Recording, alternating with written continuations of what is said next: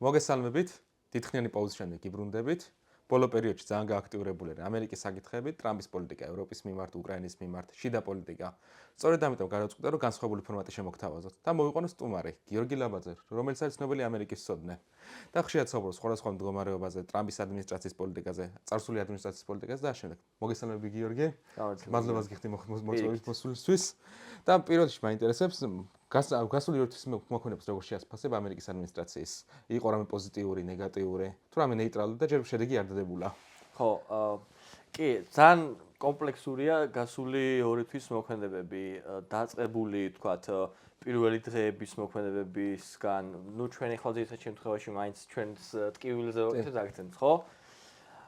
უკრაინასთან დაკავშირებით, თავიდან იყო რუსეთთან მიდგომები, რომ რაღაცნაირად მუქარები გამოვიდა და ეს მუქარები იყო მაქსიმალური სანქციების დაცემაში და უკრაინისთვის მაქსიმალურად მეტი იარაღის მიწოდებაში თუ რუსეთი არ დათანხმდებოდა ზავის დადებას. მაგრამ შემდგომში როცა უკვე მინერალების შეთანხმებაზე დაიწყო საუბარი, ამერიკელებს სურდათ საკმაოდ ესეთი თავიანთი სასარგებლო პირობები რა მინერალების შეთანხმებაში, რაც უკრაინელებისთვის იყო მიუღებელი. ეს გახდა სწორედ ესე იგი ზელენსკის და ტრამპს შორის ძირითადი შეპირისპირებისა და კამათის საგანი, მთავარი ამოსავალი იქიდან გამომდინარე, რომ ზელენსკის არ სურდა, რომ გარკვეულწილად იმდენი სარგებელი მიიღო ამერიკას და შედარებით ნაკლები უკრაინას სამინერალების შეთანხმებაში. ეს ახლა ჯერ კიდე ჰაერშია, ეს შეთანხმება კიდე არ დადებულა, ხო? და ამასთან ერთად ზელენსკის ამ მოლაპარაკებებში თავიდანვე უნდოდა იმის დაფიქსირება, რომ გარანტიები მიიღო უკრაინას თავდაცვის, როცა თუ საუბარი იქნებოდა საერთოდ ზავზე და ომის დასრულებაზე, ხო? იმიტომ რომ ნუ ზელენსკი სხვა შორის საკმაოდ გასაგებად ამბობდა, რომ ეს მინსკის შეთანხმებები იყო დადებული, კი არა ტრამპის ადმინისტრაციის დროსაც დაიდო გარკვეული შეთანხმება 2019 წელს, მაგრამ მაინც ყველაფერი დაარღვია პუტინმა და მაინც დაეცხა თავს უკრაინას, ხო? ამიტომ ამის გამოსწორება იყო ზელენსკის სამოსავალი, მაგრამ ნუ ტრამპის და მისი გუნდის ხედვა ცოტა სხვანაირი ამ მიმართულებით, იმიტომ რომ ესენი ხა ჩვენ სავარაუდოდ ტრამპის ხასიათის გამონებებზეც გავაკეთებთ აქცენტს ამ დღევანდელ შეხვედრის დროს და ეს ძალიან მნიშვნელოვანია, იმიტომ რომ ამ ადამიანს არ სურს, როცა ვინმეს თავი მასზე მართალი გონია, ესე ვთქვათ რა. მას შემთხვევები ხო იყო რამდენჯერ, მაგალითად ჯონ ბოლტონზეც ხომ ასე იყო რა, რომ სხვადასხვა პოზიცია რო დააფიქსირდა და ტრამპი ხო ზოგადად ტიპი იესმენები ძალიან უყვარს რა და ბოლტონმა რო სხვა აზრი გამოავლინა პირიქით, მაგრამ წაგდა და მოიშორა იმ წამსზე. კი ბატონო, და მაგის მერე დაპირისპირება აქვს დღემდე. პირველი დაპირისპირება ტრამპსა და ზელენსკის შორის ხო მაშინ მოხდა, როცა ტრამპზე თქვა ზელენსკი, რომ დეზინფორმაციის ხორეპლიავრა და მალევე გამოვიდა ის განცხადება, რომ ზელენსკი დიქტატორი არჩევნებს არ ატარებს და ის ანტიუკრაინული განცხადებები რაც იყო და მაგლუს გაჩნდა პირველი შიშები რეალურად. დიახ, ეს დაიწყო ტრამპის ესე ვთქვათ განცხადებებით, რომ რუსეთი ერთგვარად იძულებული იყო თავს დასხმოდა უკრაინას ესეთი მსგავსი რაღაცა, ხო? ნუ ეხლა ეს მე მგონი სვენმა ყველაფერი კარგად იცის, იმიტომ რომ დღედაღამე ხალხი მაგ დროს გადართული იყო ამ საკითხების გარშევაზე.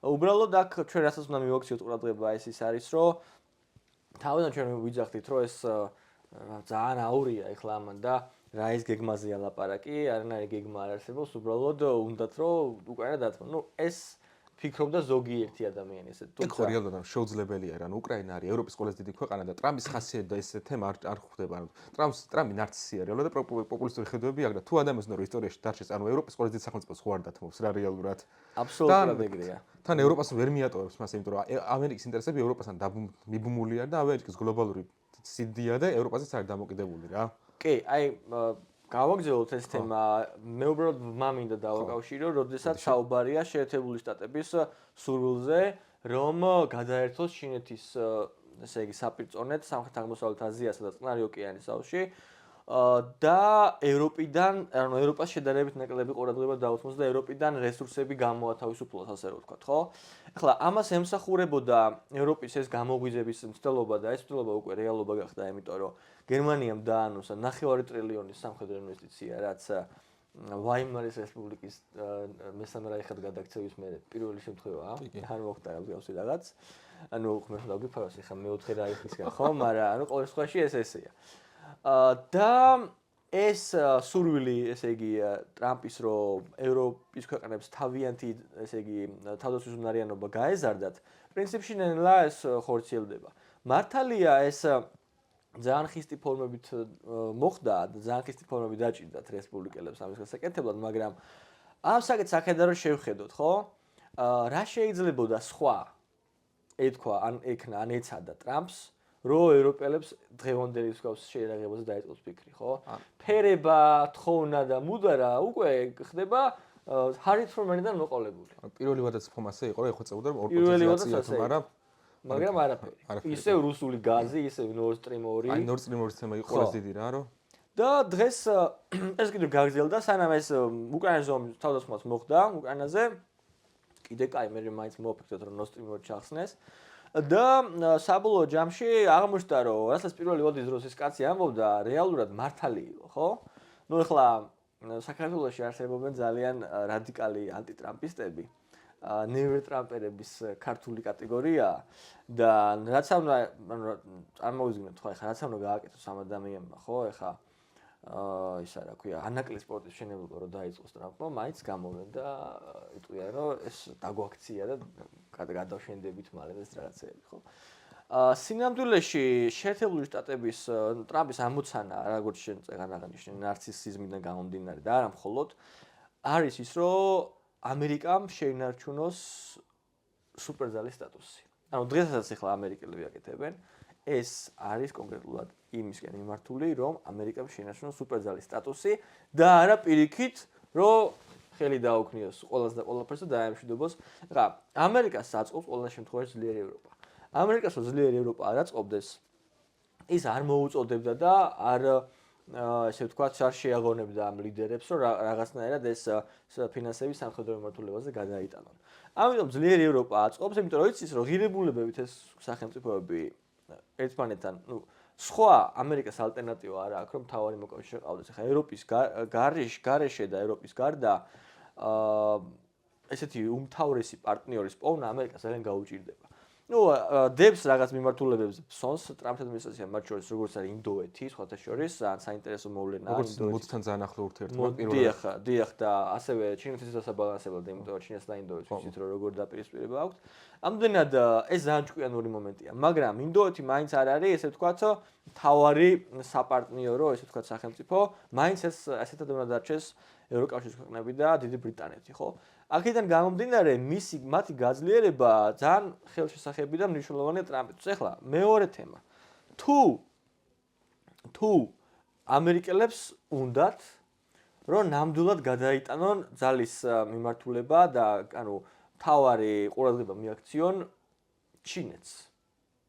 და ეს ასეა, თუ არა ეს ნამდვილად ასეა. ფაქტია. მაშინ ევროპა უნდა დარჩეს ისეთი უსაფრთხოებით და ისეთი შესაძლებლობებით, რომ მას რუსეთი თავს აღარ დაეცხას, ან თუ თავს დაეცხება, თვითონ კონდეს თავის გათმობის საშუალება და ამერიკას დიდი რესურსის გადასროლა არ მოუწიოს, იმიტომ რომ უცბად შეიძლება თუ ევროპაში ვითარება აირია, იქიდან ჩინეთმა თქვა ტაივანზე მიიტანოს იერიში, რაც აბსოლუტურად მომაკვდინებელი იქნება ამერიკისთვის, რადგან იგი ამ ორივე სახელმწიფოს და ჩინეთი უკვე სუპერძალა რუსეთს შედარებით ნაკლებად უკვე, ხო? ანუ გაუჭირდება ძალიან რომ მოერიოს, ხო? მე იქ ირანი ყველა ვარიანტს თავს წამოყავს, იმიტომ რომ დესტაბილიზაციას ყოველთვის. ამიტომ ამერიკის მთავარი ამოცანა და ტრამპის მთავარი ამოცანა არის ახლა რომ ევროპამ რაღაცნაირად რუსეთის საფრთხის გამკლავება შეძლოს თვითონ. უკრაინა ამ მხრივ არის უმნიშვნელოვანესი, იმიტომ რომ მას დაუგროვდა ბრძოლის გამოცდილება, მას დაუგროვდა იერარქიის წარმოების გამოცდილება, მას დაუგროვდა ომის ეკონომიკის მართვის, ანუ უკრაინა გამოავლინა თანამედროვე ომის აბსოლუტურად ყველა მიმართულებით წარმატება, ხო? ეხლა არ ვიცი სკეპტიკურად განწყობილი უკრაინის მიმართ თუ არის სვენელი, მე მინდა მაინც ყურადღება მივაქციოთ ამ თემას, რომ ეხლა ქვეყანა რომელიც 3 დღეში უნდა აეღოთ ბოლოს და ბოლოს, კი უკრაინას დიდი ნაწილი დაინგრა, ადამიანებს მოუწიათ გაქცევა, რაც თავისთავად არის ძალიან ნეგატიური მოვლენა ზოგადად სახელმწიფოს ცხოვრებასა და არსებობაში, მაგრამ უკრაინამ საბოლოო ჯამში შეინარჩუნა ეს დამოუკიდებლობა და ის მალე ამ მილიტარისტული წარმატების შემდეგ, რაც უკვე ცალსახა არის, განსაკუთრებით რუსეთის მიერ მის საუბარზე, რომ ცეცხლს შეწყვეტს, ხო, პუტინი, რომელიც გუშინ მოხდა, ამაზე გავამახვილებთ დღეს ყურადღებას. ეს ნიშნავს, რომ უკრაინა შეიძლება წარმატებულ სახელმწიფოდ გარდაიქმნას და ამერიკა, რომელსაც აწყობს, რომ ევროპამ თავის თავს თვითონ მიხედოს. აი როგორ შეიძლება, რომ უკრაინა მიატოვოს და ესეთი ძლიერი სახელმწიფო გადააყლაპინოს მის მოწინააღმდეგეს, ხო? ეხო არ ჯდება რეალურად მოლოდინებში. არანაირ მოლოდინებში არ არ ჯდება. ფაქტობრივად გერმანიის სცენა ხო შეიძლება განმეორდეს რეალურად, იმიტომ მაგალითად ეხლა როცა მეორე მსოფლიო ომი დასრულდა, გერმანია განავითარეს პირიქით, უხეშად მოხოდეს და თავისი ამ თავდაცვა არ ჩაბარს, მაგრამ ერთ-ერთი ძლიერი ეკონომიკა გახდა რა და უკრაინას დიდი ალბათობით იგივე მოხდება, რომ ეკონომიკა განვითარდება, ინვესტიციები ჩაიდება ამერიკულ დიდი ალბათობით და ასევე სამხედრო რესურსი უკვე აქვს შესანიშნავი და კიდევ მეტი პოტენციალი გამოჩნდება. კი, აბსოლუტურად. ეხლა ეს თან ის დასამატებელი ხო არის რეალურად, რომ ბაიდენის ადმინისტრაციის პირობებში არ განხილულა სამშვიდობო კონტინგენტის გაგზავნა, რაც ევროპელებს აუხთ ახლა. და ტრამპის პირობებში პირიქით აღიძრა, მაგალითად გერმანიას ქონა ინიციატივა, პოლონეთის გარეთ თითქმის ყველას ქონდა რა, იტალია, საფრანგეთი, ბრიტანეთი და კიდევ რამდენიმე ქვეყანა და ესეთი ინიციატივა პირველად გამოჩნდა და ძალიან მნიშვნელოვანია ეს ფაქტი რა, იმიტომ რომ ევროპა შედარებით იღვიძებს და ევროპამ უნდა გამოიღვიძოს, იმიტომ რომ ევროპის გარშე ამერიკა დაკარგავს თავის ძალას. რა თქმა უნდა. ამდენად ესე იგი ის რომ თქვათ ჩვენ ახლა ზღაპრებს არ უყვებით რის დასტურდება, ანუ იმართულებით რომ უკრაინის მიმართ გაგრძელდება, ხო ეს ამერიკის ხარდაჭერა. ზღაპრებს რომ არ უყვებით ეს დასტურდება ამით რომ ამერიკა აფორმებს უკრაინასთან და ის თვითონ უნდა რომ გააფორმოს ესე იგი მინერალების შეთანხმებას. რაც ნიშნავს ახლა მე შემიძლია ვისაუბრო კონკრეტულ კომპანიებზე, ამერიკულ კომპანიებზე, გარკვეული ინფორმაცია მაქვს ამ მიმართულებით, რომლებსაც უნდათ რომ კონტრაქტორები იყვნენ უკრაინაში უკვე. და ეხა მსმენელს როგორ წარმოუდგენია, რომ თქვათ, ეს მარტო ამერიკაზე არა, თქვათ ჩინური კომპანია იყოს. ჩინური კომპანია თავისი მილიარდებით თუ იმუშავებს უკრაინაში, ჩინეთი არ დაიცავს ამ კომპანიის ინტერესებს და უსაფრთხოებას იმ ქვეყანაში? ხო ასეა. ეს ანუ წინან ჩამოვარდნილი თემა არა. ამერიკაც ისევე დაიცავს ლოგიკურად თავის კომპანიებს და თავიანთი კომპანიების საქმიანობას იმ ქვეყანაში, რომლებიც აპირებენ და აუცილებლად დაიწყებენ ამ საქმიანობას, როგორც თქვა, სხვა დიდი ნორმალური სახელმწიფო გააკეთებდა ამას, ხო? ანუ ნორმალურში გულისხმობ თავიანთი ინტერესებს ვინც ატარებს, ხო? ეგ ხო ღიარაც უნდა იყოს განცხადებული, იმიტომ რომ ხა უკრაინელს შეადაქვს შემთხვევაში და გადააგდეს ბევრი. ხა მაგალითად ბუდაპეშტში ხელშეკრულება შენ კარგად გახსოვს, როცა ავტომობილი იარაღი დაათმევეს და გარანტიები მიიღეს, ეს მისკის შეთანხმებებიც იყო და ეს ღიადაა გაცხადებული. ხო და შეიძლება ერთი კითხვით მე შემოვიდე? როგორ არის? ასეთი რაღაცა ხშირად მესმის ხოლმე შეთქმულების თეორია თუ რეალური ფაქტი არ ვიცი და თქვენგან მაინტერესებს რუსეთთანაც აპირებს იგივე მინერალების ხელშეკრულების დადებას, რასაც უკრაინასთან მიდიოდა მოლაპარაკებები და თუ რამე მოხდა და რუსეთმა კიდევ გადმოიწია უკრაინისკენ, ეს ხვალ გამოიწვევს იმას, რომ რუსეთთან მოლაპარაკებები გააგრძელოს და ჩვეულებრივად დაუთმოს ეს ტერიტორია. მე ვფიქრობ, რომ რუსეთთან მიმართებით მსგავსი შეთანხმება მინერალებთან დაკავშირებით, იმიტომ რომ რუსეთში ვიცით ხო რა მე ხლა რეალურად არც ვიცით ხო იქ რა დევს, იმიტომ რომ ყველამ იცის რომ ძალიან მდიდარია რესურსებით რუსეთი, მაგრამ შეიძლება იქ ისეთი რესურსები იყოს, რაც ჯერ კიდევ არ არის, ხო, იმიტომ რომ ნუ რუსებს ტექნოლოგიებში ძალიან უჭირთ, რომ აფთისების მიმართულებით ეს შეძლონ. მაგრამ მე ვფიქრობ, რომ ის რომ ამერიკას უნდა რომ ეს ომი დასრულდეს, ამის ერთ-ერთი მიზეზი ეგეც არის, რომ თქვათ სიამოვნებით რუსებთანაც გააფორმებენ გარკვეულ შეთანხმებებს, მას შემდეგ რაც რუსეთი ომს შეწყვეტს და გარკვეული ეხლა ის რომ პუტინმა გუშინ თქვა, რომ ის მზად არის 30 დღიანი შეწყვეტისთვის, მაგრამ იქ რაღაცა კიდე უნდა. ხო? ეს უკვე ამის წინაპირობაა, რომ ამერიკელები რაღაცა ისეთებს თავაზობენ ან მუქარასთან ერთად, ხო? რომ რუსეთი ამაზე მზად არის დათანხმდეს, იმიტომ რომ რეალურად ეხლა რუსეთს ნამდვილად სურს, რომ თავად ქვეყანაში შევიდეს ისეთი, ესე იგი, წარმოება და ისეთი ინვესტიცია, რომელსაც შეიძლება ამ მინერალებთან დაკავშირებით მუშაობა, იმიტომ რომ ამერიკის და ჩინეთის გარდა მსგავსი მინერალების დამუშავების, ესე ვთქვათ, ტექნოლოგიები არავის არ აქვს. ხო, რუსეთს არ აქვს თვითონ ეს ტექნოლოგიები. ამიტომ ამერიკელები მე შემიძლია ვთქვა, რომ პირადად მაქვს მოლოდინი, რომ რაღაცა დონის შეთანხმებებს ისინი ამ მიმართულებით დაიწყებენ საუბარ შეთანხმებებზე, მაგრამ ეხლა ეს ზავის მერე მოხდება ყველა ვარიანტში. მაგრამ ისე ზავამდე მივა მაგალითად საქმე, იმიტომ მაგალითად ხარ რამდენიმე დღის წინ იყო საბოლოო შეხვედრა ერაიჩს და უკრაინმა თქვეს, რომ ჩვენ ზად ვართ ცეცხლის შეწყვეტაზე და შეთანხმებაზეო. რუსეთს სხვა გზა არ არის. რუსეთს ხო რეალურად გამოჩნდა პირიქით, რომ ანუ სამხედრო ფორმაში გამოჩნდა პიროდა რაღაც ხშირად დიპლომატიური სიგნალის იყოს, ეგ რომ არა უაპირო ჩვენ გაგრძელებას. არის დიპლომატიური სიგნალი, მაგრამ რუსეთს სხვა გზა არ ექნება გარდა ზავის დადების და რატო?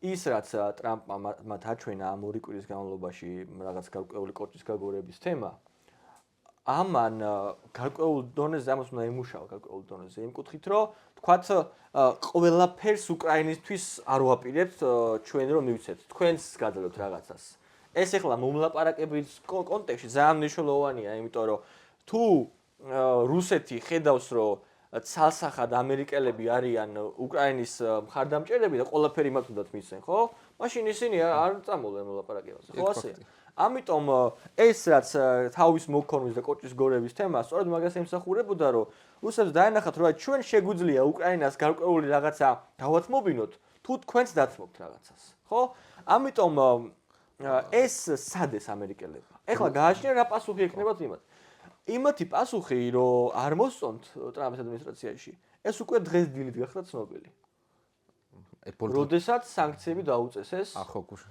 დღეს იყო თუ გუშინ იყო რაღაც გუშინ გვიან ღამით ხო დღეს დილით რა ეხლა რო წარმოვიდგინოთ წინა ადმინისტრაციის აი არ ვიცი მაგას რა დავარქვა აი ბოლომდე არ მიყავდათ ეს საქმე და უტოვებდნენ სასუნთქ ადგილებს რუსებს განსაკუთრებით ანუ ამ ომის პირობებში მათ შორის და რას გულისხმობ რუსეთის ის ბანკები ჯერ ერთი როსნეფტი და გაზპრომ ბანკი და სასანქციებელი იყო ნოემბრამდე ვიდრე არჩევნები არ წააგეს დემოკრატებმა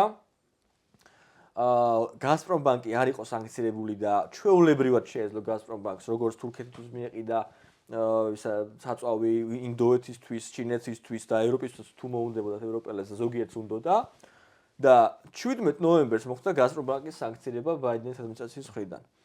ამან გამოიწვია ეს რომ თურქეთი ვეღარ ყიდულობს ნავთობს, იმიტომ რომ ეშინათ სანქციების, ინდოეთმა და ჩინეთმა უარი თქვეს რუსულ ნავთობზე, იმიტომ რომ ძალიან მოუმატა ფასები ამ ტანკერებზე სანქცირებამ. ეხლა ამის გარდა კიდევ იყო იქ რუსული ბანკები, რომლებიც იყვნენ დასასანქცირებლები კიდევ და რომელთა მეშვეობით კიდევ შეეძლოთ ტრანზაქციებში მონაწილეობა ნებისმიერ სახელმწიფოს, რომ რუსეთისგან ენერგიები შეეძინა. ეხლა ეს ნახეთ როგორ ხდებოდა. ეს არ იყო ორი თვის წინანდელი ამბავი. ომის დაწყების შემდეგ ბაიდენის ადმინისტრაცია სანქციებს როცა ადებდა რუსეთს, ტოვებდა გარკვეულ შეღავათებს რუსული ბენზინისა და გაზისთვის, რომ ამ ბანკების კონკრეტული ბანკების მეშვეობით კონკრეტულ ქვეყანას ვისაც მოუნდებოდა ეყიდათ მათგან ნავთობი და გაზი. ეხლა ეს ყოველ 60-მე-60 დღეს ხდებოდა ამის განახლება. ანუ ყოველ მე-60 დღეს ბაიდენის ადმინისტრაცია ეხმარებოდა რუსეთს, განახლებულად ეხმარებოდა რუსეთს, რომ ამ სანქციებიდან რაღაცა ამოესუნთქა. რა მოხდა ეხლა? ეხლა ტრამპის ადმინისტრაციამ აღარ განაახლა ეს სივრცე და ის ბანკები, რომლებიც დარჩენილები იყვნენ სანქციების გარეშე, მათაც დაადო სანქცია. ეგეც ხო რაღაც მუქარის ჟესტი არის. ეს არის მუქარის გამოხატულება ჩვეულებრივი. ბაიდენის ადმინისტრაციას კიდევ ერთი რაღაც მახსოვს, ანუ კონკრეტება რო იყო პირველი, აი ხარკოვის ტერიტორიაზე დაიბრუნეს და ხერსონის ნაწილი დაიბრუნეს, მანდ იყო რომ ბაიდენმა ესკალაციის უფლებას ამდა და ატაკამსები პირველად მაშინ არ მიცა. ეს გონი სალივანის რიტორიკა იყო, რომ ესკალაცია არ გჭირდებაო და ანუ დემოკრატები ხშირად რუსებს ხელი შეუწყეს რა, მაგალითად მაშინ. აი მე პირადად დემოკრატების საგარეო პოლიტიკით აბსოლუტურად გაუგონარი საგარეო პოლიტიკა აწარმოეს დემოკრატებმა. ამ ფაქტობრივად უშედეგო ომი გააგრძელეს, ასე რომ ვთქვათ რა, რაღაც აგრძელებდნენ. ეს ომი გააგრძელეს როგორ, ნახეთ, ეს ომი გააგრძელეს იმის იმედით, რომ რუსეთი გამოიფიტებოდა. ეხლა სხვათა შორის რუბიოს დღემდე აგრძელებდა თითქოს ამ რიტორიკას, მაგრამ ესეთ რაღაცა თქვა რა, რომ ჩვენ შეფასების დონეზე შეგვიძლია ვთქვათ, რომ 1 და 2 წელში თუ ომი კიდე გაგრძელდება, რუსეთი გამოიფიტოს მართლა ბოლომდე. შესაძლებელია გამოიფიტოს. მაგრამ შესაძლებელია არ გამოიფიტოს. ხო? კი. იმიტომ რომ ეხლა რუსები ხო სხვანაირი ერია ეგენი. ხდება ხოლმე ისე, რომ როცა უჭირთ კარტოფილზე და იმაზე გადაატარებენ და ეს პროპაგანდა და გამოზომბებული თავები, იტყვიან რა ჩვენ არ წავაგებთ ამ ომს და რაღაცა, ხო? გვავიწროებს ნატო და ეგეთ რაღაცეები. ხო და სხვათა რუსების რიტორიკა რომ მათ ნატოებრთვით და არა უკრაინა, სწორედ ამისკენ იყო მიმართული, ხო? ხო და ამდენად ეხლა ამ პროცესში, ესე იგი დემოკრატების ისეთი ფორმით მონაწილეობა, როგორც ისინი აკეთებდნენ, ჩემთვის იყო თავიდანვე სრულიად გაუგონარი. ეხლა როგორ შეიძლება 3 წელი გაგრძელდეს ეს ომი და ვერც ერთ ეტაპზე ვერ შეძლო ისეთი სახის დამუქრება, ისეთი სახის იზრაელის მიწოდება ქვეყნისთვის, რომ რუსეთს რეალური პრობლემა შეექმნას და მოლაპარაკებაზე წამოვიდეს. და როგორც კი ესენი შეიცვალნენ, მაშინვე შეძლეს რესპუბლიკელებმა მოლაპარაკებების წარმოება და ჩვენი საზოგადოების ზოგიერთი წევრი მაინც იძახის, რომ ეს ტრამპი რუსეთის აგენტია და ნუ არ ვიცი ეხლა ეგ რიტორიკა ხო პირველი ვადიდან მოდიოდა. პირველი ვადიდან მოდიოდა ეს რიტორიკა. და ტრამპი გონი პირველად ჯავლენები რო გამოგიზავნა და აქტიური ხარდაჭერას რო გამოაცხადა და აი მეგობრებო, ვისაც არ გინახავთ უყურეთ ირაკლი ალასანიას ინტერვიუ რადიო თავისუფლებასთან. ხო, რა ნაწილი მაგ ნახე. ხო, ნუ პირველი ნახევარ-საათი ხდება ეს რა. ნიქს მიუწითებდა? ხო. ალასანია საუბრობს აი საფრანგეთისგან როცა იყო საუბარი თავდაცვის სისტემებზე და იქ რაღაც ღარიბარში უნდა რომ დაურეკა დამირეკაო და ხელი არ მოაწერა მაგ შეთანხმებაზე, ხო? ანუ ალასანია თავდაცვის მინისტრი იყო და აქვს ეს ინფორმაცია ამ ადამიანს რა. ეხლა მე ალასანიას ფანი და ის არა ვარ, მაგრამ უბრალოდ თქვა რა. რაც საინტერესოა ძალიან. ეს ადამიანი ამბობს, რომ საქართველოს 2008 წლის ომის შემდეგ ჰქონდა ფორმალური და არაფორმალური ემბარგო.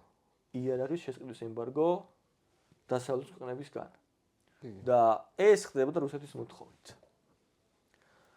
ანუ 2008 წლის შემდეგ, ანუ ბატონი ობამას გამარჯვების განსაკუთრებით ობამამ რომელმაც სოფლიო სიდნით გაასხივოსნა, ხო, თავისი 8 წლიანი მმართველობის განმავლობაში.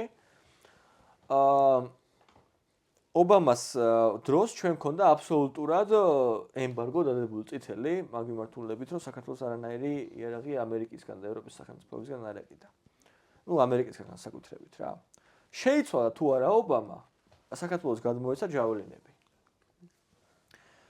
შეიცვალა თუ არა ობამა, ამერიკაში მიიღეს კანონი, რომ ის სახელმწიფო, რომელიც დაარღვევდა საქართველოს ტერიტორიულ მთლიანობას და აღიარებდა საქართველოს ოკუპირებულ რესპუბლიკებს, როგორც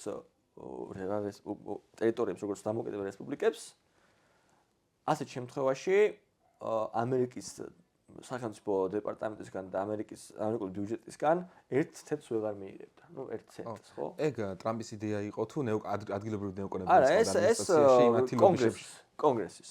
მაგრამ ტრამპმა ხომ ხელი მოაწია, ხო? ეგეც მნიშვნელოვანია, იმიტომ რომ ამერიკაში ხوار როგორც იზოლაციონისტური ფრთა, ასე ნეოკონსერვატიული ფრთა და პირველადაც უფრო ნეოკონსერვატორები ჰყავდა რა და ეხლა ჩანს რომ ეს ნეოკონსერვატორები შედარებით უკან არიან. შედარებით ნაკლები არიან, მაგრამ მაინც არიან. ეხლა მაგალითად რუბიო ცნობილი ნეოკონი იყო, როგორც ვიცი, მაგრამ ეხლა შედარებით ზომიერი დიპლომატი გახდა. ვოლციც ხო და ვოლცემი და რო თქვა რომ 2020 წლის არჩევნების წინ, ოღონდ საქართველოს არჩევნების წინ კონგრესში მიიღეს ასეთი აქტი, სადაც 14 ხელმომწერი იყო დეპუტატი. ერთ-ერთი იყო ვოლცი, რომელიც ამბობდა რომ ივანიშვილი რუსეთის ერთ-ერთი აგენტი არის, აქტიურად თანამშრომლობს კრემლთან და მის სანქციებს მოითხოვდა და ხშირად ოცნება რომ საუბრობს აი ტრამპთან დავალაგებს და ადმინისტრაციასთან კაი ურთიერთობა გვექნებაო. ერთ-ერთი რეალურად არის ვოლცი, ვინც ხარს უჭერს ივანიშვილის სანქციებას. მაგრამ ეხლა ეს სიტუაცია ჩავარდნილია, იმიტომ უკრაინის ომი არის და ინტერესები ამ წამს არ არის ივანიშვილის სანქციების. და ამდენ სწორედ მაგაზრში რომ არა, აბსოლუტურად ასე არის და ივანიშვილის სანქციებას თავი დავანებოთ, ქართული ოცნების არაერთი ჯგუფი ცდილობს, რომ რაღაცნაირად ამ სიტუაციიდან გამოვიდეს და ვითომ აი ტრამპის რიტორიკას დაამთხიოს, ხო? ეხლა ხო გვესმის ეს ჩვენ, ვითომ აი deep states ეხლა ესენიც ებრძვიან და ტრამპიც ებრძვის ხო ასეა, მაგრამ სამშობლოში deep state-ი როგორც ასეთი მოცემულობა არასაც ტრამპი ებრძვის, ეს არის აურჩეველი, ანუ დანიშნული და არა არჩეული ბიუროკრატია, რომელმაც მიიღო გარკვეული კორუმპირებული სახე მისი აზრით.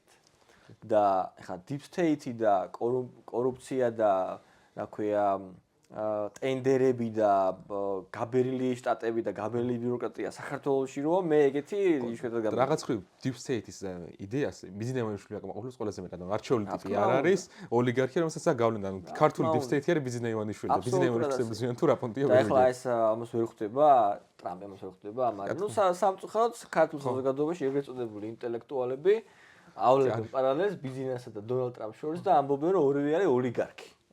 ხო, და ესე იგი ბიზნა ივანიშვილის ფული საქართველოს მთლიანი შიდა პროდუქტის რა ვიცი 1/5 მაინც არის მე მგონი, ხო? დაახლოებით და ტრამპის ფული რამდენია ამერიკის შიდა პროდუქტის გადათვლილი მაქვს 0.001-ია რა. რეალურად ხა ტრამპს დეკლარირებულად ბიზნესზე ნაკლები ფული აქვს ჯერ ერთი. და მე კიდე ის ამერიკის პრეზიდენტია და არა იმის რა ქვია ზესტაფონის მერი, ხო? აქედან გამომდინარე ზესტაფონის მერი არ გაბაზრდა გაბრაზდეს. არ მithავს კაცს ცუდად. ჩემი პროფესორის უყვარდა ხოლმე ძალიან ჯიხის გუბერნატორია. ხო და ნუ ეხლა მაგაზე არაა საუბარი, საუბარი უბრალოდ შედარებაზე, ხო?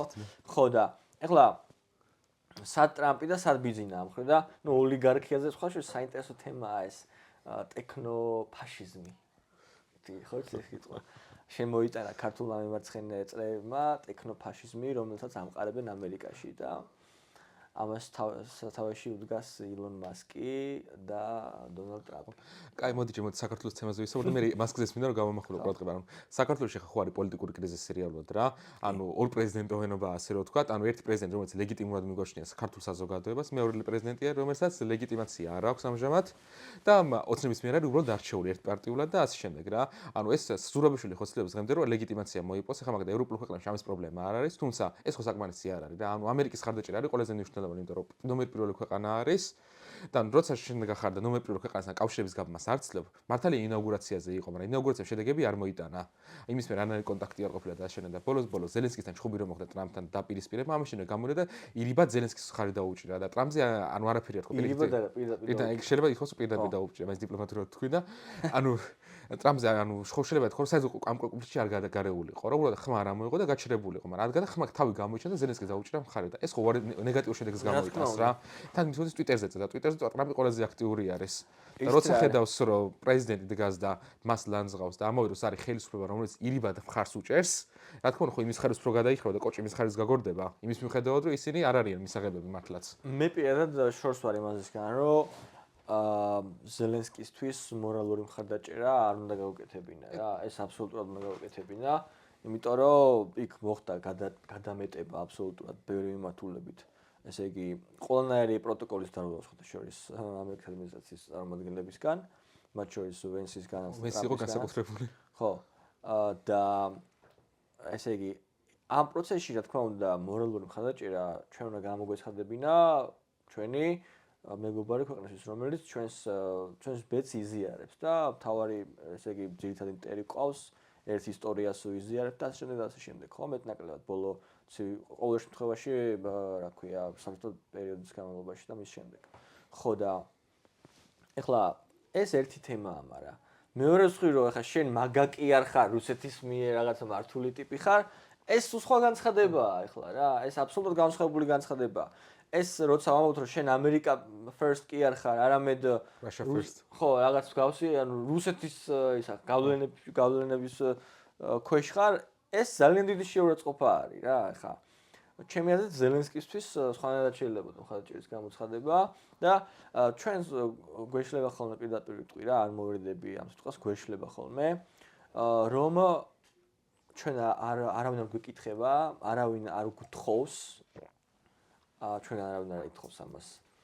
ეგ კი არა ამერიკელები საქართველოს განსაკუთრებულ ასე ვთქვათ მტრულ დამოკიდებულებას არც ტრამპის დროს, არც მანამდე, არც მერე არ ითხოვდნენ მაგალითად ირანის მიმართ, რომელიც არის ამერიკის მთავარი უშუალოების ამოცანა, ერთ-ერთი. ანუ არ ითხოვდნენ რომ აი ირანის რაღაცა გაეროში მიგვეცამათ წაწინააღმდეგოთ და გაგვეწყვიტა რაღაც არ ითხოვდნენ ამას. სანამ სანქციები არ დაადეს რა. და რატო? იმიტომ რომ მათ ესმით რომ ეს არის რეგიონული ქვეყანა, ეხლა და სხვა გზა არ აქვს ამ საქართველოს რომ რაღაც დონის ურთიერთობა აწარმოოს, ხო? ამას არ გთხოვდნენ. და ანუ ეს იმიტომ მოიყვანა ეს მაგალითი რომ ჩვენ რასაც არ გვეკითხებიან, საერთოდ არის მაშინ თავის შეყოფა საჭირო რა. აქ თავი გამოყო ქალმა და პირიქით თავი პრობლემები შეიქმნა თავის. ქალმა გამოყო შორის ეგ თავი. ბევრი ოპოზიციის ლიდერები ამ პროცესში იყვნენ იმაზე შეჯიბრებოდნენ ერთმანეთს თუ ვინ უფრო მაგრად გალანძღავდა, ვინ უფრო საინტერესოდ მას მოიყვანდა, რა ქვია, ეპითეტს შეამკობდა ტრამპს ამ მიმართულებით ამ პერიოდში. ეგ ხო შედეგის მომტანი არ არის რეალურად. ტრამპი არის ამერიკის პრეზიდენტი, 4 წელი ის იქნება პრეზიდენტი რა და ანუ ხშირად სვენენ ხოლმე აი ქართული მოხდება. ხო, აი ეგ ქართული ექსპერტები რო წერენ ხოლმე კომენტარში, აი იმპიჩმენტი დროზე. აი ჯერ ერთი იმპიჩმენტი რაც მოხდეს, იმპიჩმენტი არ ნიშნავს პრეზიდენტის გადაყენებას. ხო და ყველაზე კომიკური ის არის რომ მან ვაიდა მართლა თუ მოხდა პრეზიდენტის გადაყენება, ვენს უწევს ვადის ამოწურვამდე ყოფნა და ხა 2029 წლამდე ვენსი უნდა პრეზიდენტა. და სხვათა შორის მე წავიკითხე ერთ კომენტარი ვენსი ხო ხდება პრეზიდენტი და მე მე ვინსის გადაყენებად შეიძლებაო და აი შემდეგი რომ მაიკ ჯონსონია აი ნუ არ ვიცი სისულელეს არა აქვს საზღვარია რა აინშტაინი რომ ამბობდა ხო იცით ეგ მომენტი გვაქვს და ფაქტია რეალურად 4 წელი პრეზიდენტი ეს კაცი იქნება და მის ეგოს დაკმაყოფილებას უნდა იყოს ორიენტირებული რეალურად რა ანუ მას უნდა დაუახლოვდეთ მის ინტერესებს უნდა და გავითვალისწინოთ ერთი რაღაცა კიდე რა როცა ტრამპი წავა 4 წლის მერე ჩვენ თუ რამე უთხარით ტრამპს აი ძალიან მოვეფერეთ ესე ვთქვა და კოჭი გაუგორეთ ამის გამო არავინ არ გავკიცხავს შემდგომში იმიტომ რომ ყველამ კარგად იცის თვალშორის ისწავლის ძალიან ბევრი მოსახლეობა მაგ გუშინ თუ ნახეთ ირლანდიის პრემიერი ასე აი პირდაპირ უთხრა დაგასანქცირებო რაღაც სახის აგახეო რა უთხრა ტრამპმა რა და ისეთი რაღაცა კოცნახვევნი დაშორდნენ მაინც ერთმანეთს ანუ ყველამ გაიგო როგორ უნდა კონდეს ურთიერთობა ამ ადამიანთან. ყველა ცდილობს რომ ისწავლოს ამერიკის პრეზიდენტთან ურთიერთობა. რატომღაც ჩვენ ვეჯიკავებით, ხო? ამ შედეგის მომტანი ხო არ არის რეალურად ეგ არა. დაუგუპავსო. პირიქით უკვე შედეგის მომტანი აბსოლუტურად. ან კოცები ისედაც არ უყვართ, იმიტომ რომ მაგალითად ბიზნეს განცხადება მაქვს 12 წლის წინანდელი ნახე რომ ეს ტრამპის პროექტი ესე მეხსნე არაფერი არის რეალურად და ფაქტია რომ მის მიერ სიმპათია არ აქვს. მით უმეტეს ოპოზიციაც ასე ლანძღავს. შეიძლება პირიქით დაიკიდოს საქაურობა რა და ინტერესი არ გამოავლინოს და. სულ ვიძახი ხოლმე რომ ქართულ ოცნებას აქვს თავარი პრობლემა ამერიკასთან ტრამპთან ურთიერთობის კონკრეტულად და ეს პრობლემა არის მათი კავშირები ჩინეთთან, რომელიც ეს გამძვინვარდა ეს კავშირები, დაიდო სტრატეგიული პარტნიორობის ხელშეკრულება, გაიხსნა ვიზოვი მოსვლა, ჩინეთი შემოსულია ძალიან ბევრი პროექტით, არ ვიცი ხა რამდენად აქცევთ ხოლმე ყურადღებას, მაგალითად აი გუშინ ერთ კვირას გავიარე აი ბაკურიანსკენ გზაზე, ხაშურის მხარეს როგორ არის სკოლაში ჩამოკიდებული ჩინური ბანერები. ой, ეგ არ მინახე. ხო, ეს ჩვეულებრივი რბილი ძალაა. ეს არ არის, ასე ვთქვათ, მარტივი მოვლენა, ეს ჩვეულებრივი რბილი ძალის გამოხატულება. ჩინური ენის რაღაც პოპულარიზაცია და ყველაფერი ჩინური კულტურის ასე შემდეგ. ხა, რა თქმა უნდა, ჩინური ენის სწავლას ვერ დაუშლის, ხო? ასე ვთქვათ, მაგრამ ნუ ეს რისთვის ხდება? ეს ხდება რბილი ძალის, ეს ხდება გავლენების გავრცელების კუთხით და როცა ვთქვათ სახელმწიფო საქართველოს ესე იგი ანუ ქართული ოცნება აიძლევა იმის საშუალებას რომ ეს ყველაფერი მოხდეს და ამასობაში ამერიკა წყვეტს სტრატეგიული პარტნიორობის ურთიერთობას და სამხედრო ოცნებს აჩერებს და ისა რა ქვია ყველანაირი ურთიერთობა არ არის შემოკიდებული ამერიკის შეერთებულ შტატებთან. ეხლა ის რა ზოგჯერ უნდა თხოვნა ქართულ ოცნების წარმომადგენლებს რომ ბაიდენის ცუდ ტიპობას გადააბრალონ ყველაფერი. რაც მესმის ესე ვიტყოდი მათ ადგილას რომ ბაიდენი იყო ესეთი ცუდი და ჭკვიანურია თქო შორის. ქართული ოპოზიციის განსხვავებით ჭკვიანური რაღაც საკეთებენ ხოლმე ამ მიმართულებით, მაგრამ პრობლემა ის არის ქართული ოცნების რომ უკვე ბევრი შეცდომა დაუშვეს მათ. ფაქტებიც ხო არა, ნუ ჩინურ რელსებზე გადავიდა, ჩინური სიგნალები გამოაგზავნეს, ასე ვთქვათ, მაშინ როცა დაპირისპირება პირიქით აშკარა არის. დამერწმუნეთ რუსეთის მიმართ რო იყო აი ვთქვათ საქართველოს აი ივანიშვილმა რო თქვა რომ ტერიტორიებს აკავშირებს რაღაცა კატასტროფული განცხადება რო გააკეთა. გახსოვთ არჩევნებამდე. აი ეს უფრო არაფერი არ არის. მაგას უფრო აპატიებდნენ, იმიტომ მაგალითად ბაიდენი იტყოდა რომ აი ბაიდენის ადმინისტრაციამ ომის შემომთავაზება. ამას უფრო აპატიებდნენ ვიდრე ის რაც გააკეთეს ჩინეთთან ემარცხებით. იმიტომ რომ ჯერ ერთი ყველამ კარგად იცის რუსეთი რამხელა საფრთხეა რეალურად რა. ეხლა ოცნება რაღაც ბევრ რამეში აჭარბებს, მაგრამ ერთი მხრივ რომ აი რუსეთს მაქსიმალურად უნდა ეცადო რომ ეს ველურად არ შემოგივარდეს, ეს რაღაც მხრივ ამაში არის სიმართლე გარკვეულწილად რა. ნუ თავიანთი აჭარბებები ეხლა მაგათ გააშენთ ეს სხვა თემა არის, ხო? და ეს ესმით, როგორც ევროპას, ისე ამერიკას, ეს კარგად ესმის შეერთებულ შტატებს. პირიქით, ესე იგი, როდესაც ჩემი აზრია ეს ამ ანალიზის ესე იგი შემდეგი, რასაც ვცდილობ ხოლმე რომ გავაკეთო, ის რომ ობამას ადმინისტრაციამ ეს რეზეტი როცა დაიწყო, ობამას თავარი ამოსავალი იყო, რომ საქართველოს და მისი მსგავსი ქვეყნები ყოფილიყო შეიძლება ჩუმად არ გაეღიზიანებინათ რუსეთი. გადატვირთვის პოლიტიკის ერთ-ერთი გადატვირთვის ნაწილი და არ მოეთხოვათ ბევრი ამერიკისთვის რომ აი დაგვეხმარა რუსეთის წინააღმდეგ. ეგეთი შემთხვევა ხო იყო რეალურად, ანუ მაშინ რაც ეს გადატვირთვა მოხდა, ანუ ოცნების პირველი ვადა ხო მოუწია ოცნების ობამას ადმინისტრაციასთან და შუმად იყვნენ მაგ თემაზე საერთოდ და даже მიშას ბოლო ვადაც რო იყო, რომ მიშა თან აქტიურობდა, თან აღარ აქტიურობდა. კი. ანუ ეს გამოხატულებაა მაგის რა, რომ დასავლეთის და შეერთებულ შტატებს და ევროპას მაინც და მაინც ასე ვთქვათ ესმოდათ მოკლედ ეგ მომენტი რომ ჩვენგან ახლა ხმლის ქნება ვერანაირ შედეგს ვერ განსაკუთრებით აგვისტოს ომის მერე, რომელიც ჩვენთვის ძალიან ძიმედ დასრულდა, ხო ასეა. ამდენად ეს ყველას კარგად ესმის რაღაც დონეზე. არა, ეხლა მთელი სადაზვერვო ინფორმაციები გადააბარო და ესა რა ქვია, ყველაფერი დაუთმო და ამერიკელები გააგდო და ანაკლის სპორტიზე უარი თქვა, ჩინეთი შემოუშვა. ეხლა ეს ზედმეტია, ხო? ანაკლის სპორტი ხო თან ტრაგედია მაktubirად, იმიტომ რომ ამერიკული ინტერესები პირიქით ანაკლიაზე არის მიბმული, იმიტომ რომ შავ ზღვაშიც უფრო მეტი გავლენა ექნება და ამ დროს ერთ-ერთი ქვეყნის დე-ფაქტო მმართველი დგას მათ ესე ხსნის ამ ზონიდან და შემოყავს ჩინეთი, რომელიც არის ამერიკის თავი კონკურენტი. ამას ხო ახლა არ გაპატიებს რა. ასე რომ ვთქვათ, არ დიპლომატად დამოსულა ეგეთი რაღაცა. ის რომ დღეს ვერ ხეხდება ოცნების პირობებში ტრამპთან ურთიერთობის დალაგება არის სწორედ ამის ბრალი. თორემ ტრამპმა ლამის ყველანაირი პოლიტიკა გადასინჯა, რაც ბაიდენს ჰქონდა. და რატო ვერ გადასინჯავდა საქართველოსთან ემართებით პოლიტიკას? გადასინჯა ევროკავშირთან ურთიერთობები, გადასინჯა ბრიტანეთთან ურთიერთობები, გადასინჯა უკრაინასთან ხედავთ ჩვენ რას ჰქონდა ადგილი, საერთოდ გარეკვას ჰქონდა ადგილი რაღაც დონეზე. გადასინჯა შიდა პოლიტიკა საერთოდ ყველა მიმართულებაზე, რამის გადასინჯა ტარიფების თემა, ანუ ყველაფერი გადასინჯა რაც დემოკრატიულ სახეზე. რატო ვერ გადასინჯავდა თქვა საქართველოსთან ურთიერთობას? იმიტომ რომ ამას იმხელა შეცდომები დაუშვეს, რომ ესე მარტივი არ არის რა. ნუ მე არ გამოურიცხავ გარკვეულ დონეზე ამ ურთიერთობის მოგვარებას სხვათა შორის არ გამოურიცხავ, მაგრამ ისინი ამერიკელები ამაში მოითხოვენ რაღაცას. მაგრამ ძალიან ესე ვთქვათ, კატეული ხო აქვთ რეალურად რა, იმიტომ რომ როგორ დაალაგებენ ისიც მაგრამ მაშინ ანაკლი ახლა უნდა დაუბრუნონ, რიტორიკა თლიანად უნდა შეცვალონ და ეხლა ბოლო-ბოლო კობახიძის ბოლო კვირას აქ ნათქვამი, რომ აშკარად deep state-თან დამარცხების ნიშნები კიდე არ არისო და ეს რაღაცას რო ამბობ, ესე იგი რაღაც კაი არის. ეს არის განწირული, ან თუ ქართული ოცნება ამ რიტორიკას აუს არ დაანებებს და არ ეცდება რომ ტრამპთან ურთიერთობები დარეგულიროს, ისინი არიან განწირულები სამალოდ თავიანთი ხელისუფლების, ესე ვთქვათ, დასუსტების, ძალიან დასუსტების. დაჟე ის მაგათ ხო უნდა დიქტატორობა, კონსოლატური პლატფორმა რო იყო ამერიკაში, როგორც გამიგე და უნდა მაგრამ არ გამოვიდა თანანაირად.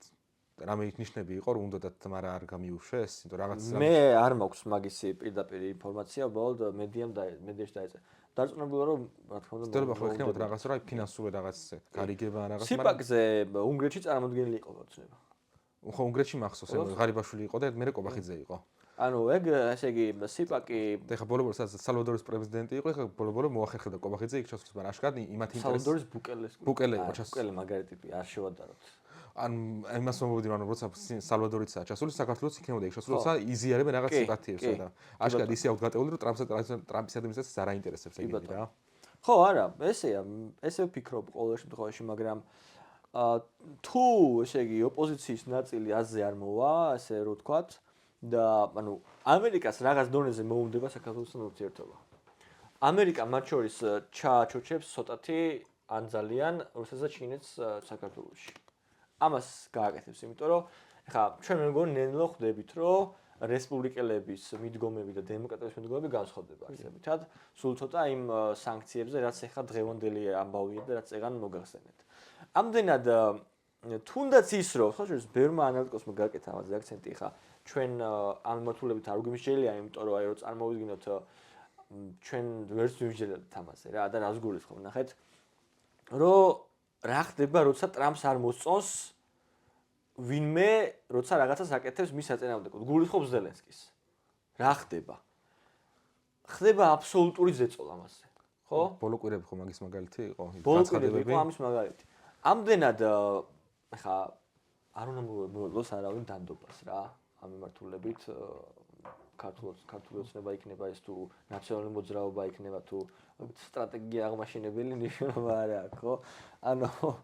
ანუ ამას გულისხმობ, რომ ცოტა სხვანაირი ხისტი ძალის მომხრეები არიან ამ რანგის რესპუბლიკელები.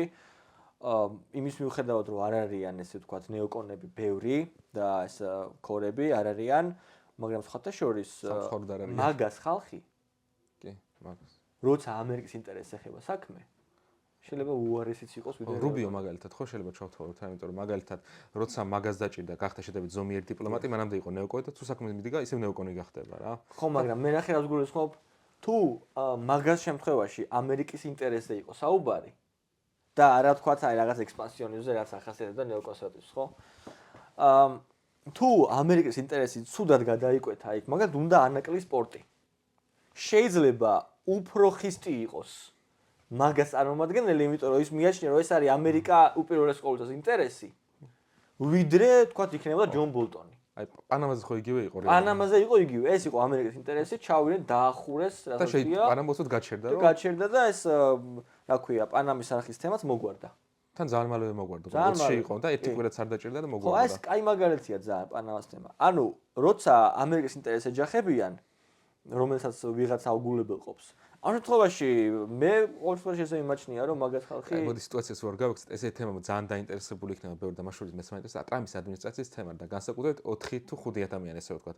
ან მაინტერესა მამაც სახეცვლა მოხდა რამდენჯერმე. მაგალითად მაიკ უოლცი, მასე რუბიო, ჯეიდი მესი რატო მაგალითად ვიცე-პრეზიდენტი და მასკის როლი რეალურად რა. და თუ შეიძლება რომ განვიხილოთ, ან მაგალითად რუბიო და უოლცი განსაკუთრებით საინტერესოა, იმიტომ რომ ორივე ძალიან ნეოკონომის ქორები იყვნენ, აქტიურები იყვნენ, შემდეგ შედარებით შეარბინეს განცხადება და ეხლა ამ სამშვიდობო მოლაპარაკებების მერე რაც იყო არაბეთში, მე ისე გამოცოცხლდნენ და რა ხდება მათ შორის რეალურად რა რიტორიკასაც არის ესე ვთქვათ რა. როცა სავარძლებს დაიკავებენ, ეხლა იქ აღარ არის რო ჯას სენატორი ხარ ფლორიდიდან და შენ მეტყვი თავისუფალი ხარ, როგორც ვთქვათ, აი ჯო ვილსონი მაგალითად, ხო, რასაც ხდება იმას წერს.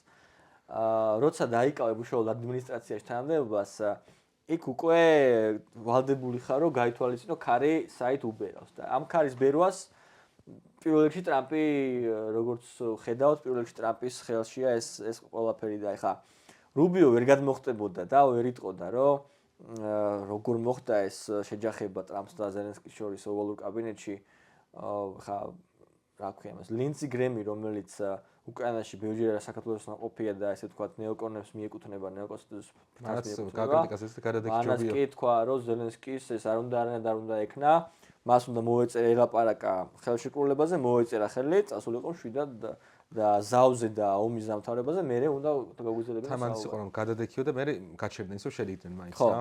ხო არა, იმიტომ შეგიძლია რომ ნახეს რომ ზელენსკის რეიტინგი აიწია პირიქით, ხო? ხო, თან ზელენსკიმ განცხადებები შედარებით ეხლა მაგას ჭიდაობას აზრი არ ქონდა. ამდენად ეს დამოკიდებულია იმაზე თუ ადმინისტრაციაში რა ხდება. ეხლა ესე პირდაპირ ვერ წავა რუბიო და ვერც უოლცი ამის საწინააღმდეგოდ, მაგრამ ეს იმას არ ნიშნავს, რომ მათ თავიანთი აზრები რაღაც სხვა გადასვლით შეიცვალეს და რაღაცა გადაკეთდნენ, ესე ვთქვათ, იმიტომ რომ რეალურად ის რასაც აკეთებს ამერიკის ადმინისტრაცია, ხა დღევანდელი სანქციები, უკრაინისთვის განახლებული მხარდაჭერა, ხო? ეს იმის გამოხატულებაა, რომ ეს იყო მანევრი, რაც ამერიკელებმა გააკეთეს და არა უკრაინის დატოვება და ესე მიტოვება, ხო? ამდენად ამას არ უნდა შევხედოთ ეს რაღაცა ძალიან უცნაური გამსახედა, მაგრამ აი ესა ჯეიდი ვენს რაც შეეხება, ჯეიდი ვენსი არის ისეთი ტიპის პოლიტიკოსი, რომელიც სჭირდებოდა ესე ვთქვათ ტრამპს საარჩევნო პროცესში. რეიტინგი ქონდა რამე ან აქტიური იყო მაგრამ ქონდა რეიტინგი ხოთი შორის ჯეიდი ვენს არ იყო ესე მე უფრო განვიხილავდი რომ მაგალითად შეიძლება ვიცე-პრეზიდენტი ყოფილიყო ან დესანტისი ან მაქსიმუმ ნიკი ჰეილი, იმიტომ რომ კონკურენტი იყო და აი შერიგების მხრივ რა. აღარ ხდება ეგეთი რაღაცეები. ეს უცბად ვენსი ესეთი რაღაცები რასაც ახლა შენ ამბობ ხდებოდა როდის იცით? როდესაც პრაიმერის არ ქონდა ძალიან დიდი მნიშვნელობა არჩევნების პროცესში. 1960-იანი წლებიდან როცა პრაიმერიმ გამოიწვია ის რომ აი ხალხის მასების აზრი, პოპულიზმი უფრო შესაძლებელი გახდა. ესე იგი პირდაპირ რადიკალური მოწინააღმდეგე იშვიათად ხდება ხოლმე ვიცე-პრეზიდენტი. ეს ხდებოდა უფრო აი 20-იან წლებში 40-30 ესე როდესაც ვიღაც ესე ვთქვათ პარტიის ლიდერები არჩევდნენ პრეზიდენტის კანდიდატს. ეგრე იყო საერთოდ. მაგრამ 20-იან წლებში პირადად პარტიის ლიდერები სვავდნენ პრეზიდენტის კანდიდატებს და მე არჩევნები ტარდებოდა, ხო? ჰარდინგის შემთხვევაში, ხო? ჰარდინგის შემთხვევაში, ჰარდინგი კარგი მაგალითია მაგის, კი ბატონო. ხო და ამდენად მე არ ველოდი, რომ ჰეილის განსაკუთრებით დესანტის უფრო განვიხილავდი რა, იმიტომ რომ ახლო ურთიერთობა ჰქონდა თან პრაიმერის რო იყო მაშინ. პრაიმერისის დროს არ ლანძღავდა რა, აკრიტიკებდა, მაგრამ ძალიან რბილად, იმიტომ რომ ტრამპის მხარდაჭერებით წყოლოდა და საბროდ მაინც ჩახსნა კანდიდატურიდან და გამიკვირდა. კი ბატონო, ხო, რატო აერჩია ვენსი? ჯერ ერთი უნდოდა რომ მოეგო მიდვესტი, ისეთი შტატები როგორებიც არის ვისკონსინი, მიჩიგანი, ოჰაიო და მოიგო სხვათა შორის.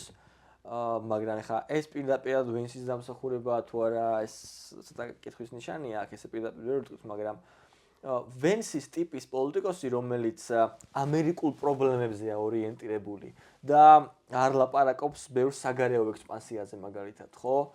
არ ლაპარაკობს ბევრს ასე ვთქვათ ისრაელის პრობლემის გადაჭრაზე, არ ლაპარაკობს ბევრს ამერიკულ ექსპანსიონებზე ქვეყნის გარეთ და აკრიტიკებს ნეოკონსერვატორებს, რომლებმაც ბევრი ფული დახარჯეს, ვთქვათ, ერაყში და ქვეყანა კრიზისში მოვიდა, ხო, ბოლშევიკები. სახელის გაუტეხეს ნეოკონებს. ხო. ესეთი ტიპის პოლიტიკოსი ამერიკელ მორჩევლებში უფრო მიმზიდველი იყო, ვიდრე ვთქვათ, იგივე ნიკი ჰეილი, ხო? მაგრამ თლად ესეც, ანუ ეს ასეა. მაგრამ იმასაც ვერ ვიტყვით, რომ ვთქვათ, ნიკი ჰეილის და დესანტისის რეიტინგი ძალიან დაბალი იყო. ამას ვერ ვიტყვით, იმიტომ რომ მეორე სხვა წარმოვიდგინოთ 25% მიიღო ორივე. ანუ ერთ-ერთიც რო გამოთიშოდა 50-50 გახდებოდა ალბათ ტრამპს და მეორეს შორის, ვინც დარჩებოდა, ხო? ნუ ეს ვარიანტი შეიძლება, მაგრამ საბოლოო ჯამში ესე არ განხორციელდა. მეორე თემა არის, რომ ტრამპი დგებოდა ფიზიკური ლიკვიდაციის წინაშე. და სავარაუდოდ მან ეს ვენსის როგორც ასე ვთქვათ, deep state-ის, ამერიკული deep state-ს ტრამპი ეძახის, ხო? და swamps რო ეძახი და ჭაობს და ბიუროკრატებს გულისხმობ რა. ამ კატეგორიის რომელიც დიდი ხანია ვთქვათ, ესე მასია რა ქვია, მთავრობაშია და ბიუროკრატიული თანამდებობები უჭირავს, მათთვის ვენსი კიდევ უფრო უარესია ვიდრე ტრამპი. ხო, ანუ ვაის გავიყარე, ვის შეყარე დაგემართება თუ რა. აი იგივე იმპიჩმენტის თემა როცა იწევა, ახლა ტრამპს იმპიჩმენტი რატო უნდა გააუკეთო? ანუ მიზეზი არც არსებობს რეალურად, რა, მეორე ვადაში არაფერი ეგ დაუშვა. ერთი, მაგრამ აი ტრამპის იმპიჩმენტი არის ძალიან სისულელე, იმიტომ რომ ვენსი არის საფრთხობელა ამ ხრივ. მათთვის, მაგ ხალხისთვის, იმიტომ რომ შეიძლება ის უფრო მეტად დაერიოს, თან არ არის ახლა მაინც ტრამპს ახლა ერთი ვადა ქონდა პოლიტიკაში მაინც. ახლა თან ეს არის რა ქვია, ცოტა გამოუცდელია ჩემს თამაშს. ვენსი ძალიან საფრთხებასაც იქცევა, მაგალითად ახლა საგარეო პოლიტიკაში ძალიან ცუდია, მე თუ მკითხავ, მართალია ამერიკის მოქალაქე არ ვარ, მაგრამ მაინც, იმიტომ მაგალითად ბოლო პერიოდში რაებიცა გააკეთა, ხშირად პრობლემები შეუქმნა. რა ახლა მაგალითად ტრამპის ოვალურ კაბინეტში შეხვედრა რო იყო, ზელენსკითან რაებიც გააკეთა, მანამდე მაკრონი იყო სტარმერი და სიტუაცია ძალიან ურევდა და ახლა პრეზიდენტი ეგრე ახლა უფრო თავის ტკივილი იქნება რეალურად. თამიტომ გამოცდება და ცოდნა არაა აქ აშკარად. კი ბატონო, ამიტომ ეს არის ერთ-ერთი მიზანი. ახლა მასკს რაც შეეხება, მასკის ფიგურა ჩემთვის დაუდგენელია დღემდე. და რატო? ვერ გავიგე ამ ადამიანს რა უნდა. ანუ ერთის მხრივ ტრამპს იმის ვიჭირდება, რომ ესე იგი არის სახე ამერიკულ ტექნოლოგიური პროგრესის და ტექნოლოგიური უპირატესობის Tesla-ს და SpaceX-ის მეშვეობით, ხო ასე? ახლა გვინდა თუ არ გვინდა, ეს ასეა. იგივე Starlink-ი, რომელიც აღარ ვიცი რაც არის მასკის მიერ არის შექმნილი, რაც ნიშნავს იმას, რომ ეს განაპირობებს ტექნოლოგიურ უპირატესობას შეერთებული შტატებისას. სოფლიოს მასშტაბით. ამდენად ეს ერთის მხრივ მაგ PR-ის კუთხით ჭირდებოდა. მეორეს ხა ფული, რომელიც გამოიყენა ტრამპმა ეს მასკის შემოწირულობების კამპანიის დროს, სექტემბრის თვე იყო, რომ ყველაზე მეტი ფული კი ბატონო, პენსიუალის ხტუნვა რო იყო. ხო, და მაგრამ აი მასკის განცხადებები, რომ აი თქვა ამერიკამ ნატო უნდა დატოვოს. ეს არის ჩემთვის გამაოგნებელი. რატო იცი? იმიტომ რომ ერთის მხრივ ტრამპს უნდა რომ გადაიტანოს ისევ ის რეინვესტიცია, ანუ ამერიკული წარმოება დაბრუნდეს, თქვა ჩინეთიდან, აზიიდან, სხვა აზიის ქვეყნებიდან შეერთებულ შტატებში და ეს რომ რისთვის ბრუნდება რაიმისთვის რომ დამზადდეს იქ ამერიკული პროდუქტი და გაიყიდოს ქვეყნის გარეთ. თუ ამერიკა ნატოდან გამოვიდა იქ უსაფრთხოების საკითხები აირევა სიტუაცია მე იქ მტრული ძალები ყველანი გამოიღვიძებენ. ამერიკამ როგორ უნდა დაიცვას სავაჭრო გზები და როგორ უნდა გაასწავლოს ეს პროდუქტი, ხო? მათ ერთი მიზეზი მე ვფიქრობ შეიძლება ის იყოს, რომ აქციების ფასი დააგდოს, მე აუწიოს, ანუ აქციებზე რომ სამოდო ბიზნესზე რომ იმქონდეს, იმიტომ რომ ბოლო განცხადებები აჩვენებს ხოლმე მაგის ფასები პირიქით აკლებს და არ ბატებს რა. ხო, არა, ეს საინტერესო თემაა ახლა შორის. ტესლას ძალიან დაუვარდა აქცია ფასი. ტრამპის ადმინისტრაცია იმით გამოირჩევა, რომ ძალიან ბევრი მენეჯერი და ბიზნესმენი მოკლედ იქნა შეყვანილი მის ადმინისტრაციაში დღეის მდგომარეობით და ის რომ მას ეკონომიკური, ესე ვთქვათ, ეკონომიკური კიდევ ერთი გაჯანსაღება და სამუშაო ადგილები და მსგავსი საკითხები აინტერესებს, ეს ამითაც აიხსნება, მაგრამ პირდაპირ გეტყვით რა, ამერიკის ისტორია იცნობს ესეთ მოვლენებს, როდესაც ბიზნეს ელიტები არიან ადმინისტრაციის წევრები. ახლა ეს ერთი მხრივ გამოცდილებებით აიხსნება და მეორე მხრივ აიხსნება რა თქმა უნდა გავლენებით რაც დიდ ფულს ახასიათებს, ხო ასე ხა 1920-იანი წლები მაგალითად ამის ყველაზე კარგი გამოვიდა ჰუვერის პერიოდი კი ბატონო, ჰუვერი არ იყო მდიდარი ოჯახიდან, სხვა შორის რაც დიდი ბიზნესმენი ყოფილა, საინტერესოა მელონი იყო ესეთი ვაჭრობის მინისტრი, ბოდიში წამს. ფინანსთა მდივანი მოკლედ. რომელიმე ადმინისტრაციის პირობებში, კოლეჯის მთელი 20-იანი წლების პერიოდში, კოლეჯის დროსაც და ჰუვერის დროსაც. და მას ახასიათებდა აი ესე ვთქვათ ურთიერთობა ბიზნესთან ეს დაალაგება ამ ურთიერთობების სამუშაო ადგილების შექმნაზე და ბიზნესის თავისუფლების თემაზე ორიენტირი. ესეთი იყო მე-19 საუკუნეში კი ესეთი იყო ამერიკა. ამიტომ ეს მაინც და მაინც არ უნდა გაგვიკვირდეს, მაგრამ ესე იგი ამან არ უნდა მიიღოს რა თქმა უნდა ისეთი სახე როგორც დასრულდა 20-იანი წლების prosperity დასრულდა დიდი დეპრესიით, ხო? ხო და მაგაზე ტრამპს უკეთები ხოლმე შედარებას, ანუ ერთი მიმისავით იყო გაკეთებული, აქეთ მხარეს იყო ტრამპი, აქეთ მხარეს იყო ისა ჰუვერი იყო შედარებული და მათი თვისებები რა მაგალითად ტარიფები დაადო ორივე ქვეყნებსო, ორივე ანაზღაურებაზე უარი თქვა და ესეთ შედარება გააკეთა. ტარიფები დაადო, მას შემდეგ რაც დიდი დეპრესია დაიწყო. მას შემდეგ რაც ჩამოექცა საფონდო ბირჟა, ტარიფების დადება იყო იმის მცდელობა, რომ გაეწონასწორებინა ეს ვითარება. რაც არ გაკეთდა. ტარიფებზე პირობა დავდოთ, რომ შემდეგ ვიდეოში ვისაუბრებთ, რა იმიტომ ეხა დრო გვეწურება შედარებით რა და დღევანდელი თემა მინდა იყოს მეტად საგარეო პოლიტიკის და ეკონომიკური პოლიტიკა უფრო მეტი სასაუბრო არის. კი ბატონო. და შემდეგ ვიდეოში ხო და ეხა საგარეო პოლიტიკას დავუბრუნდეთ, რა ანუ შენი პოსტი მაგ ნანახზე ასამობრო ტრამპი დიდალობით დაუპირისპირდა ირანს უფრო მეტად და შეიძლება რეჟიმით ჩამოაქციოს და მაგის მიზეზი რეალურად რა არის? ანუ მტკიცებულებები არის იმისა, რომ ტრამპის მოკლას მართლა აპირებდა ირანი? კი. რაღაც ინფორმაციები წაკითხული მქონდა, რომ მაიკ პომპეოს მოკლაც უნდათ მაშინო. შეიძლება ეგ არ ვიცი, მაგრამ CIA-ს ის არის ოფიციალური New York Times-მა გამოქვეყნა CIA-ს დაყრდნობით, რომ ირანმა სცადა ტრამპის კვლევა. და მაგით ხო რეალურად პირიქით ირანი ასე ვთქვათ იჩალიჩებს და პრობლემებს იქნის რა იმიტომ თუ გადარჩეულა და გადარჩა აშკარად პირიქით პრობლემებს შეუქმნის და ეხა მაგალითად პრობლემები შეიძლება მაგალითად ისრაელით შეუქმნას ეხა მაგალითად შეიძლება აზერბაიჯანს უფრო დაუღახლოს ამერიკა და მაგით უფრო მეტი პრობლემა შეუქმნას და რაში უღირს ეგეთი რაღაცა თამათეს ირანის რეჟიმი მყარი არის მაგრამ ხო შეიძლება ჩამოუქციოს პირიქით ნებისმიერ წამს და თან ეს ხო უფრო მეტ დაპირისპირებას მოიტანს ამიტომ რომ ირანიც ხელწამოსაკრავი სახელმწიფო ასე არ არის ხო არა გეთანხმები უბრალოდ ეხლა რა ვიცი, ფაქტია უნდათ ახლა კოლონისტობა განახორციელეს. საფრთხეა რა. ანუ ტრამპისგან ელიან უფრო მეტ საფრთხეს, ვიდრე ტრამპი რომ მოკლან. მაგ შემთხვევაში ექნებოდათ. ესე უყურებ მე ამ ვითარებას და ხა ირანს და ირანი უფრო მეტად მოწყვლადი იმიტომ არის თქვათ აი იგივე ჩინეთთან და რუსეთთან შედარებით, რომ ირანს ფაქტობრივად დამცველი აღარ დარჩა, იმიტომ რომ თუ თქვათ ევროპის სახელმწიფოები ყოველთვის აი რუსეთზე იყვნენ ენერგოდამოკიდებულება ქონდათ კონკრეტული ჩინეთთან ვაჭრობენ საკმაოდ მნიშვნელოვნად და მათ არ სურთ ესე ვთქვათ გაუარესება ჩინეთში ვითარების. ხა ირანზე ესე აღარ არის რა. ირანი უკვე ძალიან იზოლირებული ქვეყანა გახდა და არაფერი არ მოუკლდებათ დიდი, მაგრამ რა თქმა უნდა ეს ბევრ პროცესთან არის დაკავშირებული. ხლა ირანზე თავდასხმა მე ეჭვება შეიძლება გარკვეულ წელს სხვა მიმართულებებით ეცადონ შეიძლება ისრაელი მიუგზავნო ხო მაგალითად და ბირთვული ობიექტების დარტყმა მიაყენონ რაღაც მსგავსი აქტივობა. არ ვიცი, ძალიან მიჩის მაგის თქმა. უფრო მეტად ალბათ წინა პირველი ადმინისტრაციის სცენარი რაც იყო, გამოსვლები ირანში და ოპოზიციის გააქტიურება შეიძლება მიმართულებით. ხო მაგას ისე დეტალურად მაინც ვეტყვი, რომ ტრამპის პოლიტიკა ხანახან არაპროგნოზირებადია, ხანახან ერთს აკეთებს, ხანახან მეორეს აკეთებს რა და მაგას და მე ცუდად დავსკითხო, მაგრამ რაღაც ვარაუდი მაინც შეიძლება გაკეთდეს. არა, მაგრამ არ დაგისვამს ცუდად. უბრალოდ ეხლა რუსეთსა და უკრაინას შორის მიმდინარე ომი, რა თქმა უნდა დიდი შეაფერხებელი გარემოებაა, აი ჩინეთსა და ირანზე მოცლისთვის ესე ვთქვათ რა და ეს არის ერთ-ერთი მიზეზი, რის გამოც უნდათ რომ რაღაცნაირად მივიდეს ზავამდე და ომის დასრულებამდე ეს საკითხი. ხო. კარგი მოდი ხა ფინალისტს გავერეთ. ნუ გვინდა რომ ბოროშ საქართველოს უგესაუბრა, მაგრამ შუაში ვისაუბრეთ მაინც. ხო და დიდი მადლობა ყურადღებისთვის. გამოიწერეთ არხი, დაალაიქეთ ვიდეო, თუ მოგეწონათ, დაგვიკომენტარეთ და თუ ინტერესი იქნება, კიდევ ერთხელ მოგიწევთ გიორგის, იმიტომ ძალიან მე მგონია ძალიან საინტერესო საუბარი იყო და წარმატებებს გისურვებ გიორგი და ეხა იმის გამო რომ დროში პრობლემები არის, დაგტოვებთ. ნახვამდის. აბა კარგად ვზრუნდებოდეთ.